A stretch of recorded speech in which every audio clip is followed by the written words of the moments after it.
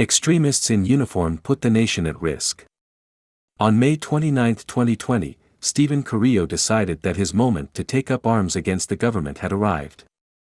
It was a Friday in downtown Oakland, California, and at 9:44 p.m., Mr. Carrillo opened the sliding door of a white van and, according to court documents, opened fire with a rifle at the Ronald V Dellums Federal Building and courthouse. Officer David Patrick Underwood was killed inside a guard booth, and his partner was seriously injured. The van sped away into the night. About a week later, Mr. Carrillo, who was tied to the anti-government paramilitary Boogaloo movement, was arrested after he ambushed and murdered a police officer and wounded several others with homemade explosives and an assault rifle in another attack some 60 miles away. Mr. Carrillo wasn't just linked to an anti-government paramilitary group, he was also an active-duty sergeant in the Air Force.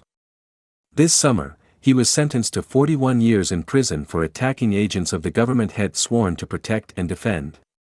There has been a steady rise in political violence in the United States, from harassment of election workers and public officials to the targeting of a Supreme Court justice to an attack on the husband of the Speaker of the House of Representatives and, of course, the attack on the Capitol on January 6.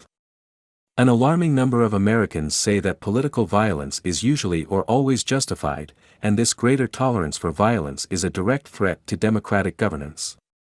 America needs to reduce this threat. In recent years, the majority of political violence has come at the hands of members of right-wing extremist groups or unaffiliated adherents of their white supremacist and anti-government ideologies.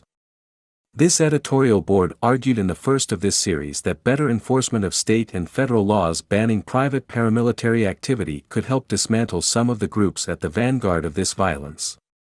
One of the most troubling facts about adherents of extremist movements is that veterans, active-duty military personnel and members of law enforcement are overrepresented.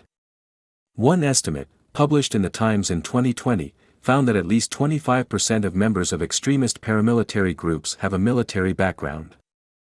After 20 years of the war on terrorism, the country is now seeing many veterans joining extremist groups like the Proud Boys.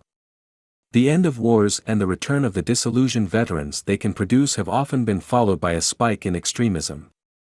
The white power movement grew after the end of the Vietnam War, with veterans often playing leading roles. Anti-government activity climbed in the 1990s after the first Iraq War, culminating in the bombing of the Alfred P. Murrah Federal Building in Oklahoma City by Timothy McVeigh, an Army veteran who had served in Operation Desert Storm. These groups can give disaffected veterans a sense of purpose, camaraderie, community once they leave military service, said Cassie Miller, an extremism researcher at the Southern Poverty Law Center.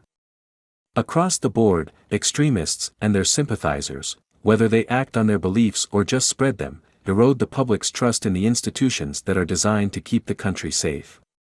Extremists bearing badges can put at risk ongoing police investigations by leaking confidential information. In the military, extremists pose a threat to good order and discipline.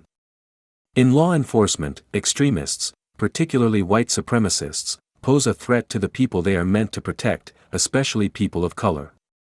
In federal agencies, extremists can compromise national security and make our borders even less secure. Protecting those institutions and the nation they serve demands urgent action.